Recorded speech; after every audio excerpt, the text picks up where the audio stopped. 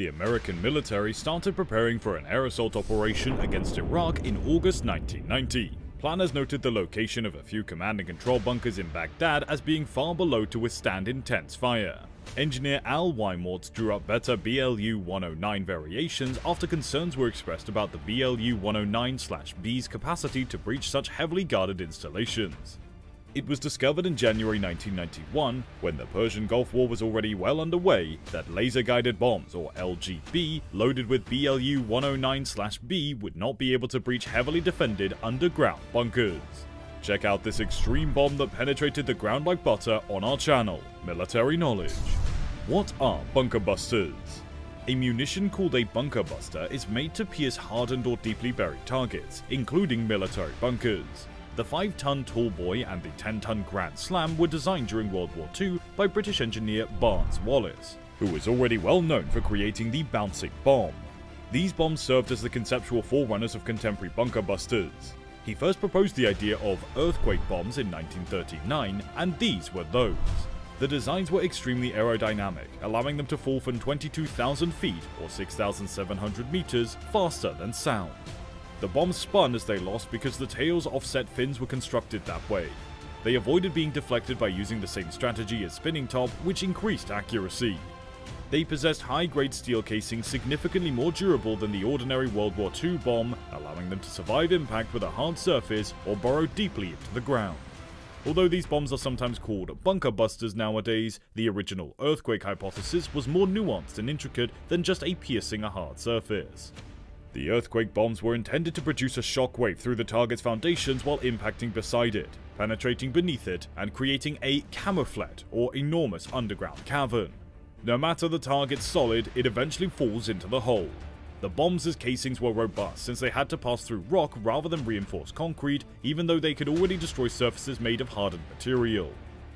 2 Grand Slams penetrated the 15-foot, 4.5-meter supported concrete fortification in an attack on the Valentine U-boat pens at Farge, matching or exceeding the best contemporary penetration requirements. A deep penetration bomb like the British ones used in World War II was required during Operation Desert Storm in 1991, but none of the NATO air forces had one. Some were created as a stopgap over 28 days, using 8-inch, 203mm artillery barrels as casings. Despite weighing more than 2 tons, these bombs contained 647 pounds, 293 kilograms of high explosives. They were known as Guided Bomb Unit 28, GBU-28, and were laser-guided. For the purpose intended, it was found to be effective.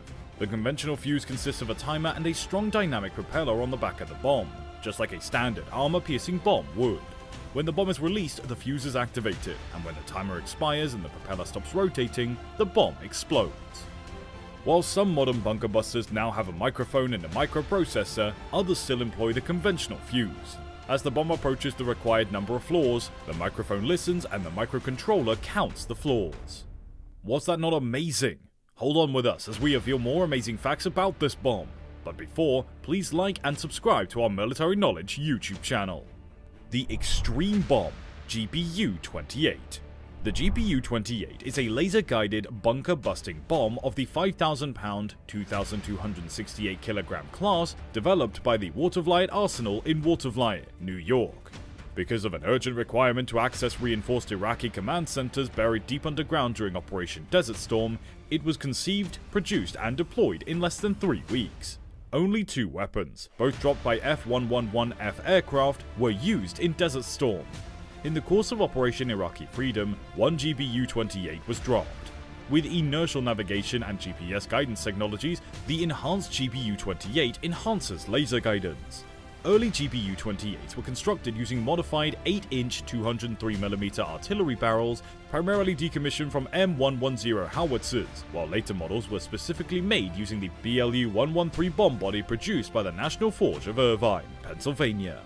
The American Air Force employs a hardened penetrating bomb called the BLU-109/B. It's meant to pierce concrete shelters and other hardened structures like other bunker busters before detonating. It's included in the arsenal of other nations' Air Force and the US. The BLU-109/B has 530 pounds, 240 kilograms of tritonal inside a steel shell about 1 inch, 25mm thick. It has a tail fuse with delayed action. In 1985, the BLU-109 went into service.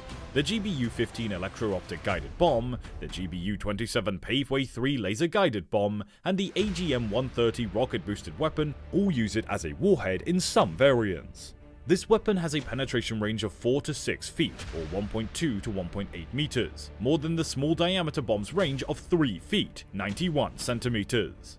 A target is illuminated by the operator using a laser designator, and the munition then directs itself to the area of laser light that the target reflects.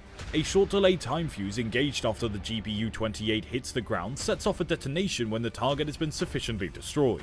On the night of February 27th and 28, 1991, only a few hours before the truce, two General Dynamics F-111Fs, each carrying one GBU-28, were en route to a target outside Baghdad.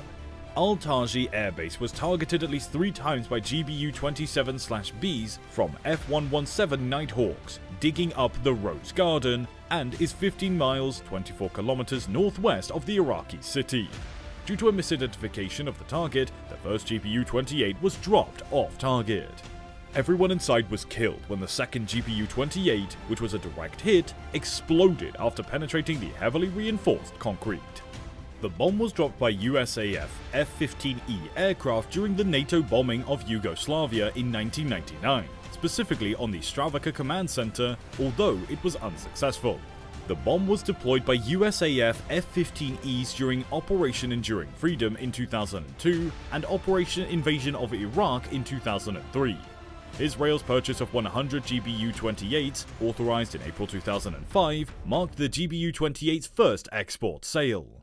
At Israel's request, the delivery of the weaponry was expedited in July 2006. A cable from November 2009 stated that the delivery was upcoming and hinted that the weapon might be used to attack Iran's nuclear facilities. Israel received 55 GBU-28s in 2009. According to unsubstantiated claims, Israel may have employed the GBU-28 during the 2008 to 2009 Gaza War. After the land war started on February 24, 1991, efforts to take down Saddam Hussein's underground command and control network persisted. This effort culminated in quickly developing a new weapon as part of Operation Deep Throat intended to penetrate the deepest levels of its concrete layers. The F-111F was the only aircraft for which the Raytheon/Texas Instruments GBU-28 Bunker Buster was initially authorized. Although the USAF would have liked it, technological barriers delayed the development of the weapon's F-15E compatibility until after the war. The bomb was created on the fly in a record-breaking 2 months to fulfill a specific purpose: to destroy bunkers too deep for GBU-24's conventional BLU-109 penetrating warhead to penetrate. There were reportedly 40 bunkers in Baghdad, each of which contained command and control facilities for more than 1,000 soldiers, and was covered in 2-foot-thick concrete slabs that connected networks of concrete tubes and chambers. In addition, the bunkers had enough provisions for their occupants to stay there for several weeks. Before January 15th of 1991, the day it was anticipated that hostilities would start, potential weapon manufacturers were given a 10-week window. When a Lockheed employee recommended using extra, worn-out M201 howitzer barrels stockpiled by the US Army, a ready-made solution appeared to build a fit body for the weapon. 2 examples were modified by having their internal bores re-bored to 10 inches, having their 4,400-pound BLU-113 noses installed, and having 630 pounds of tritonal explosive loaded. Texas Instruments connected the GBU-24's WGU-36 guidance unit and BSG-92 airfoil group to the 13-foot-long body and developed control setting using computer modeling. The BSG-92 airfoil group has canards that resemble the GBU-24 but have been clipped, and the tail and nose adapter is comparable to the GBU-10's MXU-651. The 431st TES F-111F 740186, which was only employed to test the PAVE TAC system, conducted the lone GBU-28/B test over the desert landscape on February 24, 1991, and penetrated to a depth of more than 100 feet that was impassable. The bomb was operationally utilized in Iraq 4 days after that. In a later test using a rocket-powered sledge on the tracks, a GBU-28A-B was launched against a series of 22-foot-thick steel-reinforced slabs. The bomb proceeded down a range for an additional 2,500 yards after passing through the entire stack. After North Korea's nuclear test on May 25, 2009, the United States agreed to sell the GBU-28s to South Korea in June of 2009. The delivery of the bombs was scheduled for 2010 through 2014. The US Justice Department reportedly negotiated a deal with Cayman Corps, which is accused of substituting a fuse in 4 packages of fuses created for the bombs, on December 23, 2011, according to the Jerusalem Post. Israel expressed concern after receiving GBU-28 bombs that were fused to explode before penetrating or at other periods. The GBU-28 was used in the May 2021 assault on Gaza, known by the Israeli military as the Guardian of the Walls operation.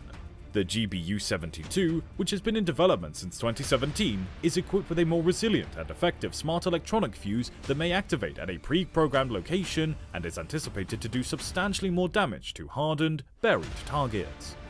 To replace the GBU-28, the Air Force intended to purchase the weapon in 2022. That's it for now. Don't forget to check out our next video only on our channel, Military Knowledge.